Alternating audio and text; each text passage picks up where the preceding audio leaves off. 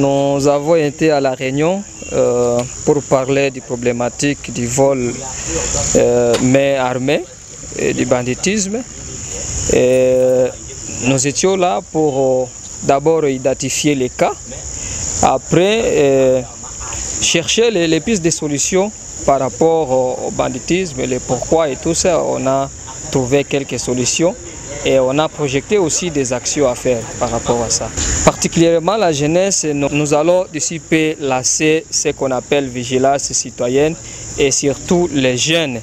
Et donc pour ça, nous allons d'abord commencer à organiser les comités des jeunes à travers les quartiers, les avenues, les villages, et que les jeunes ne dorment pas parce que l'insécurité ou la sécurité, c'est l'affaire de tout le monde. Et donc pour ça, nous devons être vigilants, nous devons nous organiser pour contribuer tant soit peu à la sécurité de notre milieu. La situation sécuritaire de la cité de Mambasa, caractérisée actuellement par une recrudescence des vols à main armée, des cambriolages presque chaque nuit qui passe, on enregistre 2-3 cas. Alors il était question pour la jeunesse de pouvoir analyser les causes et proposer des pistes de solutions à cette situation. Parmi les pistes de solutions qui ont émergé, c'est d'abord demander le départ de certaines autorités qui sont devenues pratiquement des chefs coutumiers ici. Il y a eu également l'idée selon laquelle les jeunes doivent s'organiser à comité de veille dans chaque quartier, organiser des patrouilles.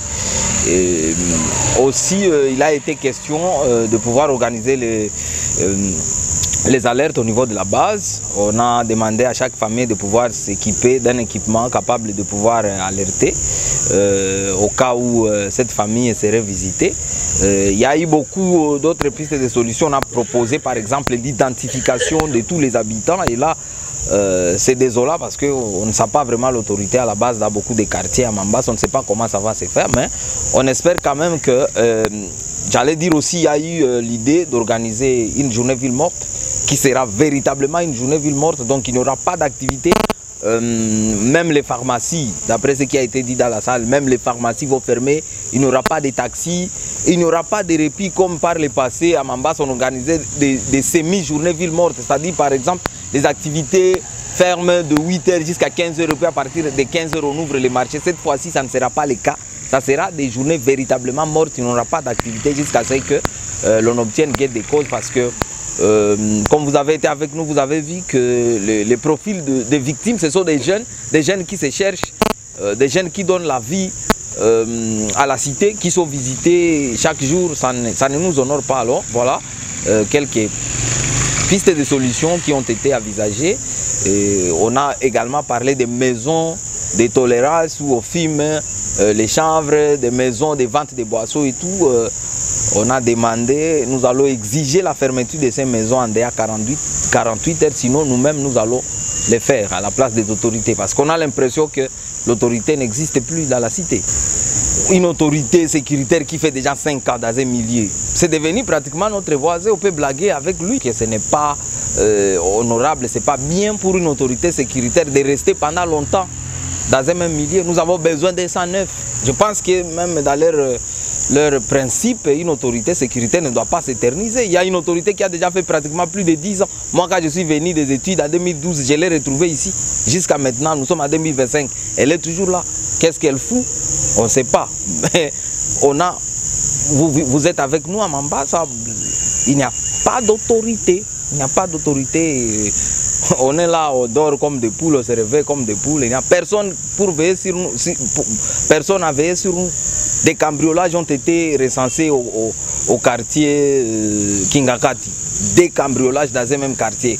On nous avait donné des numéros, soi-disant numéros d'alerte. On appelle, personne ne répond. Et vous voulez qu'on puisse toujours continuer à faire confiance aux autorités pareilles? Moi, je pense que non. Je pense que non. Nous pensons que ces mesures, ces mesures que nous avons prises vont faire pression aux autorités et l'autorité qui va vouloir se qualifier va prendre ses responsabilités à main et va rétablir la sécurité. Un message de désolation parce que la population de Mambasa est abandonnée à elle-même. La population de Mambasa est abandonnée à elle-même. C'est désolant que l'on puisse assister à une série noire de cambriolages et qu'on ne voit aucune action. c'est depuis le mois de juin qu'on commence à enregistrer, qu'on a commencé à enregistrer ce cambriolage. Je ne sais pas s'il y a déjà eu des actions concrètes des autorités pour endiguer cette situation.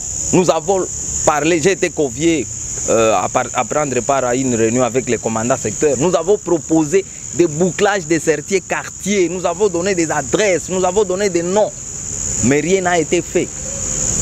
Donc c'est un message de désolation. Je suis désolé que nos autorités puissent avoir d'autres préoccupations et non sécuriser la population. À la population, moi je nous demande d'être en alerte, que chacun prenne ses mesures défensives elle-même. Si vous avez lui-même, si vous avez des portes en bois, essayez de trouver des moyens pour les renforcer, parce que personne ne veut sur nous. Nous sommes abandonnés à nous-mêmes. Essayez de renforcer vos portes, essayez d'avoir toujours un peu d'argent à côté, parce que ces gens-là, vous pouvez leur donner un peu d'argent, ils vous laissent la vie sauve. Hein? Rentrez tôt à la maison, contrôlez votre entourage. Si vous voyez quelqu'un de suspect, alertez les autres habitants pour maîtriser cette personne, parce que les autorités ne sont pas là, elles ont des pensées ailleurs.